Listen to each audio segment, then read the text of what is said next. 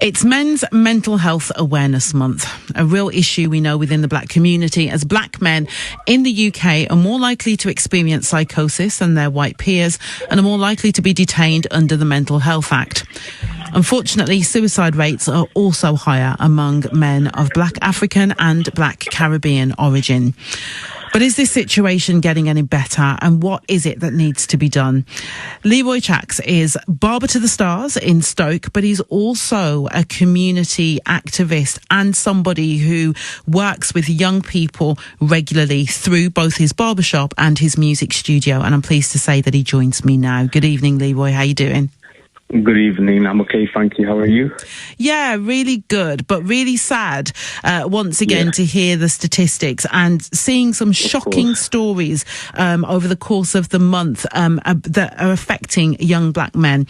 You work with young people in the city. From your perspective, how big of an issue is mental health from what you're seeing, particularly with youngsters? I find it, for the young kids, they find it difficult to speak to people because a lot of them are in fear maybe the judgment they get around when people start to see maybe they can be seen as weak or something like along them lines. So in our area, we've just been trying to be motivating the kids to come into the barbershop and just be free, just be speaking their problems and realize that everyone goes through problems in life and we can work together to just deal with it and reason together. The worrying part is that the statistics around black men and their likelihood of being part of the mental health system in comparison to others being a lot higher, and not new statistics. We've known this for a while.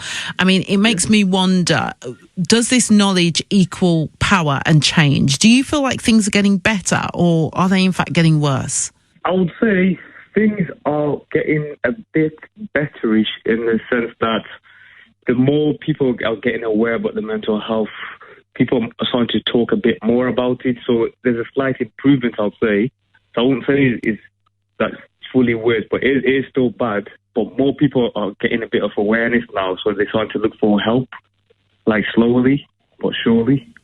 Yeah, and at least then being prepared to maybe speak on it more. And like yourself, and like yourself, creating safe spaces for young men to come in and speak on it.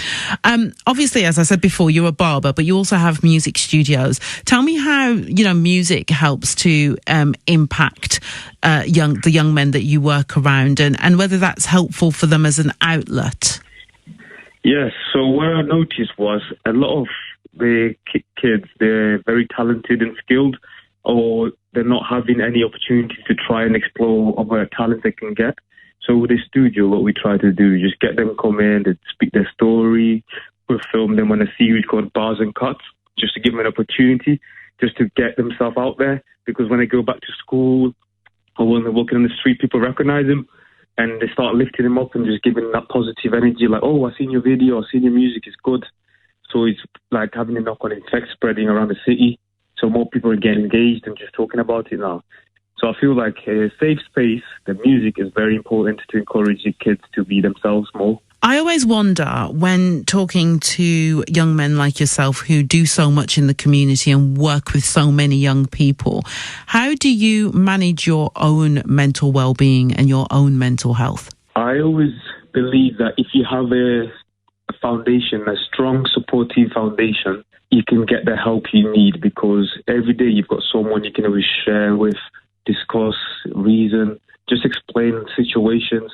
Like even in a barbershop alone, we have a lot of guys in here coming in and out. I have a lot of stuff in the shop, so we always discuss issues as problems and make them as a generic problem, and people give their opinions and views and perceptions, so we can actually learn from each other and then empower each other. Yeah, no, that sounds like a very empowering space to be in.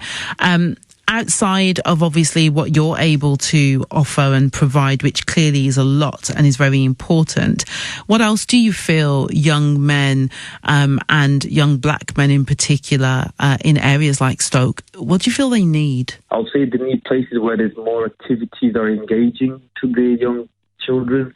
So when they're young, they get involved, even if it's sport or learning different technology activities, but that gets their mind busy. So then they're staying away from the street, but at the same time, they're being creative Because I feel like if you're going to be a creator and you create things, you get yourself so busy, you will see yourself making a change around the place you are. So you'll see positivity coming out of it. Yeah, no, and that seems to, I suppose, give purpose, doesn't it? It gives focus and purpose, which then draws people away from maybe exactly that. As I say, your shop is clearly more than just a barbershop. You really do create a safe space for people. For those that are nearby to Stoke, whether they want to get their hair cut or they want to find out a little bit more about your music studios, how do they get in touch? Well, they can visit us on Instagram or on our website. It's www.chaxbarbers.co.uk. On Instagram, it's just Chax Barbers. We're just in the middle of opening another barber shop. So we're now there 4 shops now. So we'll have a hair salon for the ladies, and then we've got another barber shop in Longton and Baselin. So all the spaces there are available for people to visit. They can come in anytime. If they feel to talk to any of the staff or anyone in the shop, everyone's welcoming. So it's a very comfortable place for you to speak to people and you won't be judged. Leroy, you're clearly somewhat of a local superstar, aren't you? I'm really intrigued. What got you into this? What drives you and what makes you so passionate about working with these people and setting up your barbershop empire? I'll say in my journey growing up with my parents and the foundation I've had, the struggles I've seen, I've always been raised to, if you've got a helping hand, if you can help someone, and you're in a position you can do it, always help, because there's no way you can enjoy your life around people if everyone's struggling around you. So I always feel like if you're around me, we all have to level up. So if you're around me, we all have to grow. So the drive, how I get the drive, I just feel like if I can do as much I can to make a difference around the community where I can, at least I can leave behind a positive way for others to then be inspired to do more positivity. Even I want to come to the barbershop and I've got long hair. Come through. We can do anything. We're hair specialists. Oh, well, then that sounds good, because I was going to go, don't cut my hair, Leroy, but I feel like I need to be around this vibe. Do you know what I mean? It's proper. But no, I love it. Listen, thank you so much for your time this evening. As I say, it's clearly a very important time for the youngsters. Check out the IG. Okay, look on the Instagram, Chax Barbers, CHAX, by the way. Leroy, thank you so much. Let's hope that I do get a chance to come into the shop at some point and our paths do cross, because it just sounds like it's positive vibes up there. I'm loving this. Of course, pure positivity. You'll see all the works we do. Just type us. You'll learn a lot about us. Good energy.